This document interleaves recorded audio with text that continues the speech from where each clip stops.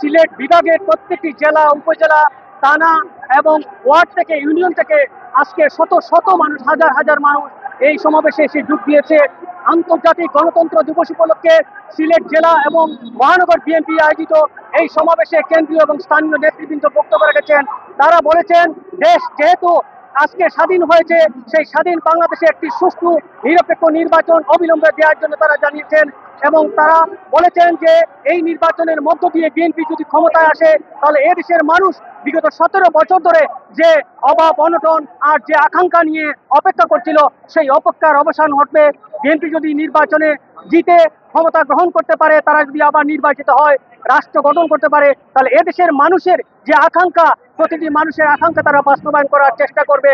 এবং আজকের যে সমাবেশ, এটা হচ্ছে বিগত দিনের মধ্যে সিলেটে লাখো মানুষের সমাবেশ অনুষ্ঠিত হয়েছে।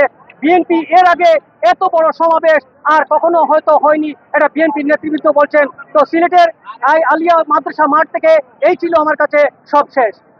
আজকে বিএনপি একসাথে করছি, বিএনপির জাতীয় নির্বাহী সাবেক সংসদ সদস্য কলিমুদ্দিন মিলন, স্বেচ্ছাসেবকের একটি বিশাল মিছিল জেলা এবং মহানগরে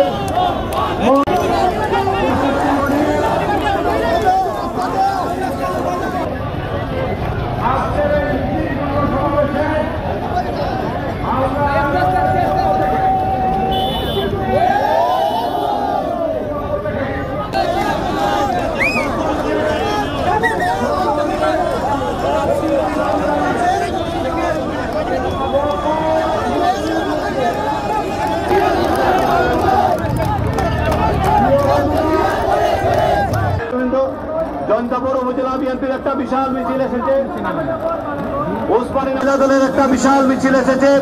এইভাবে মিছিলে মিছিলে আজকে আলিয়া মাদ্রাসা ময়দান পরিপূর্ণ হয়ে গেছে। হবিগঞ্জ জেলা বিএনপি একটা বিশাল মিছিল আমাদের মাঝে উপস্থিত হয়েছে।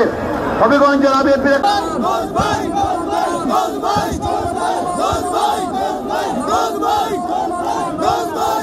জাতীয়তাবাদী দল কেন্দ্রীয় নির্বাহী কমিটির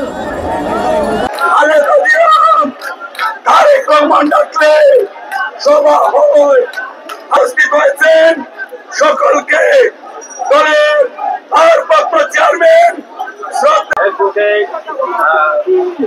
আজম খান এবং বিএনপির কেন্দ্রীয় কর্মসূচির অংশ হিসাবে সিলেট বিভাগীয় আজকের এই সমাবেশের সম্মানিত